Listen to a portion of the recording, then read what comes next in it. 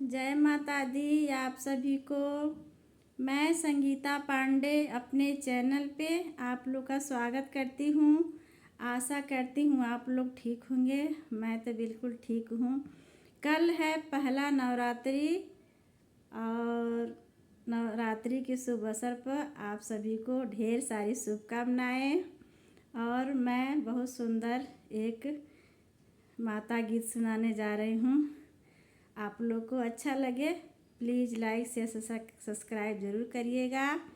जय माता दी। जैसे सभी भाई बहनों को आगे बढ़ा रहे हैं, मुझे उम्मीद है कि आप लोग मुझे भी ज़रूर बढ़ाएंगे।